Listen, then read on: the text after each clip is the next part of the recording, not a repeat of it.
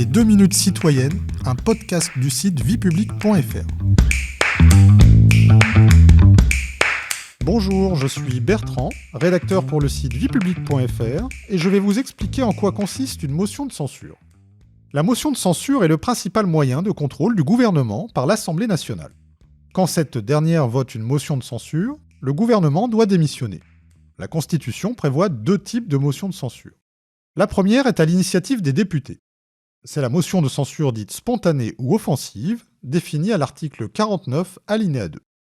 Elle résulte de la seule initiative des députés et exprime un désaccord avec la politique du gouvernement. Pour être recevable, la motion doit être signée par 1/10 des membres de l'Assemblée nationale, soit 58 députés.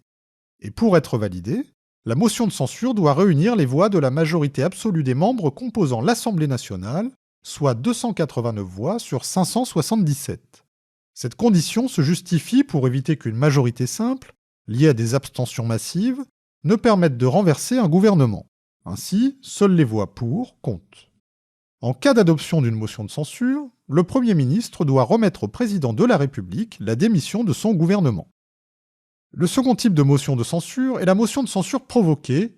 Alors en quoi consiste-t-elle ? La motion de censure provoquée est définie à l'article 49.3 de la Constitution. Elle résulte de la décision du Premier ministre d'engager la responsabilité du gouvernement devant l'Assemblée nationale sur tout ou partie d'un texte. Cela implique que celui-ci est réputé adopté sans débat, sauf si une motion de censure, déposée dans les 24 heures, est votée. Depuis la loi constitutionnelle de juillet 2008, le gouvernement ne peut engager sa responsabilité plus d'une fois par session. Il peut en outre utiliser cette disposition dans le cadre des lois de finances et de financement de la sécurité sociale. La motion de censure provoquée requiert elle aussi la signature d'1/10 des membres de l'Assemblée.